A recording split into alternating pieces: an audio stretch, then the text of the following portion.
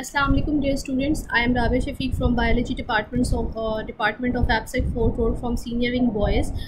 Today we are going to start the new chapter of your book, that is homeostasis. In this chapter we will discuss the homeostatic mechanisms that are responsible for the maintenance of body temperature, that is responsible for the maintenance of water concentration and solute concentration in the body of the living organism.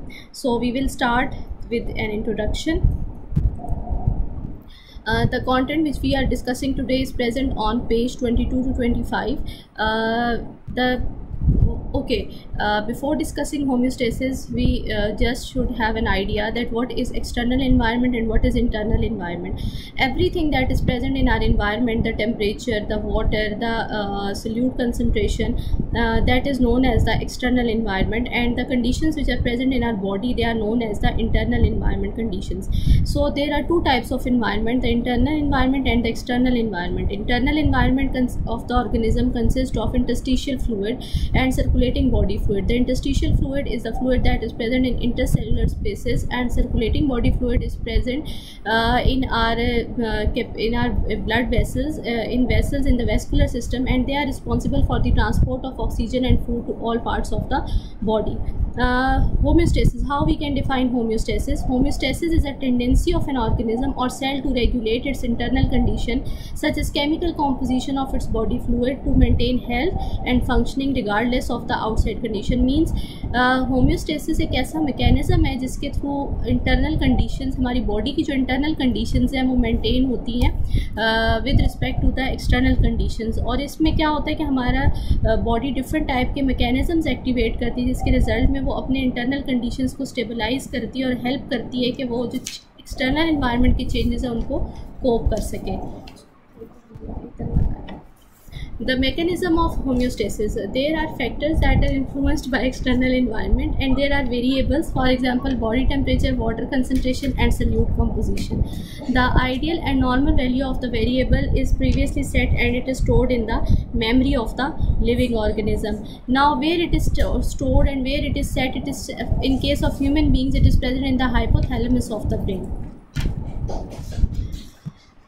The components of homeostatic mechanism are they are just like the components of the physical control system.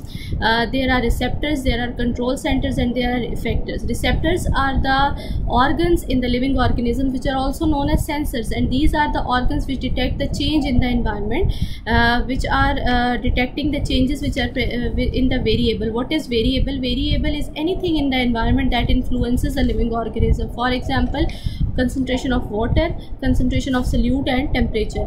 And this is detected in the form of the stimulus, and that stimulus is detected by the sensor organ, and then this sensor organ sends this information to the control center. Control center is also known as integrator, because it is the organ which is responsible to manipulate the data which has came from the receptor organ, and then it will detect, then the control center will show response according to the change in the variable that is detected by the receptor organ. In case of human beings, hypothalamus is a control center. Then control center will direct the effector organs to activate different type of mechanism that have effect on the variable. For example, if the temperature is very high in the environment, your skin is receptor. It will detect the change, then that change is sent to the control system center, to the hypothalamus of your brain. The hypothalamus of the brain is then going to initiate, or it will direct effector organs to initiate different type of mechanism that will lower down the body temperature. For example, it will activate the sweat gland to release sweat, and when sweat is released, evaporation will take place, and evaporation is called the cooling effect. We will also understand the components of homeostatic control system from this diagram. This figure is also present on your book on page number 23. Here we can see the variable, the set point in your brain. For example, in case of human beings, the body temperature is 37 degrees centigrade. This is a set point in the thermostat of our body. Now what is going to happen? If the temperature is high, that will result in the imbalance imbalance of the variable condition. The stimulus is detected by your sensor organs. It is detected by the receptors or the sensor organ.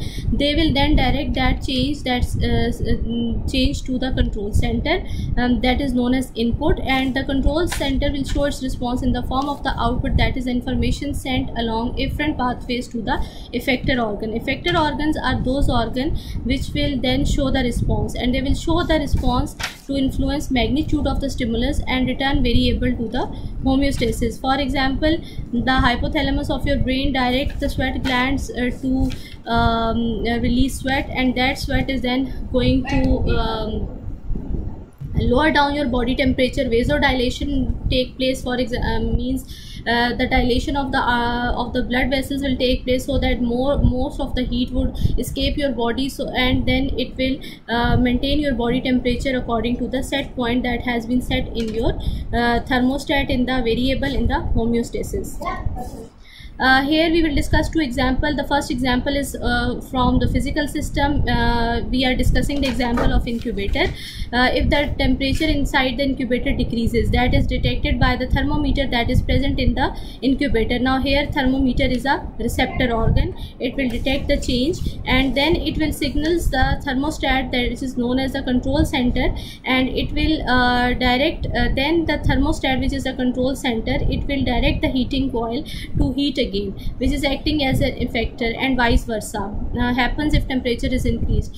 Likewise, हमारे पास एक laboratory में incubator है. Incubator क्या कर रहा है, temperature को maintain कर रहा है. अगर तो आपके पास टेम्परेचर जो है वो डिक्रीज़ हो जाता है, तो क्या होता है कि थर्मोमीटर उस चेंज को डिटेक्ट कर रहा है. यहाँ पे थर्मोमीटर रिसेप्टर ऑर्गन है, ठीक है. ये रिसेप्टर इस चेंज को भेजेगा कहाँ पे, कंट्रोल सेंटर में, जो कि थर्मोस्टेट है. थर्मोस्टेट में हमने पहले से वेरिएबल सेट किया हुआ है कि टेम्परेचर हमें इतना रिक्वायर्ड है.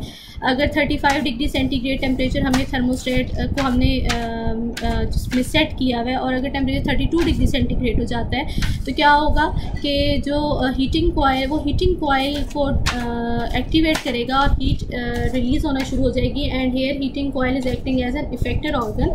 तो क्या होगा, टेम्परेचर हाई हो जाएगा.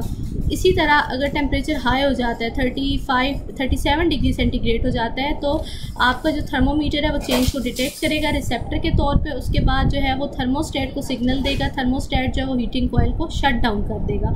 सो इस तरह जो है वो मैकेनिज्म रेगुलेट होगा फिज़िकल सिस्टम्स में. यहाँ पे हम एग्जांपल डिस्कस करेंगे ह्यूमन बॉडी की. ह्यूमन बॉडी थर्मो रिसेप्टर्स जो हैं, they are involve in the detection of the temperature change, ठीक है. These are the receptor organs. Hypothalamus जो है that is a thermostat of your body, जहाँ पे वेरिएबल की वैल्यू सेट है, that is 37 degree centigrade. Hypothalamus change को detect करेगा और इन्वायरमेंट में भिजवा देगा, और डिफरेंट मैकेनिज्म्स एक्टिवेट करेगा for cooling and heating.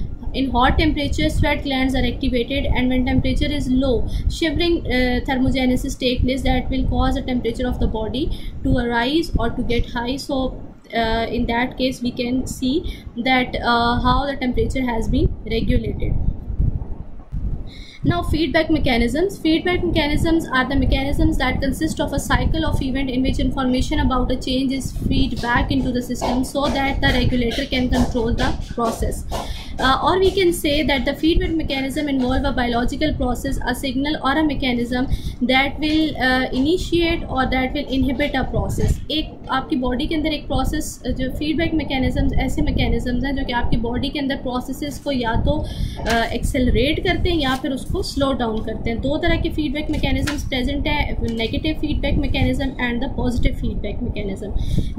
Negative feedback mechanism the result in the reversal of the direction of the change, and a feedback mechanism that results, or we can say it is a mechanism that results in the inhibition or the slowing down of the process.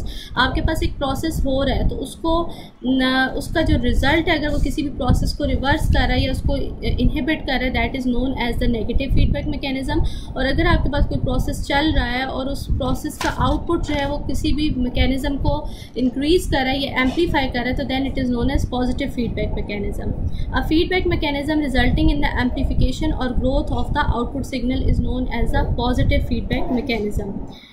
We will discuss examples of negative feedback mechanism and positive feedback mechanism respectively. So negative feedback mechanism, it results in the reversal of the direction of change, or mechanism that is resulting in the inhibition or slowing down of the process is known as the negative feedback mechanism. In negative feedback mechanism, we will discuss the example of the anti-dive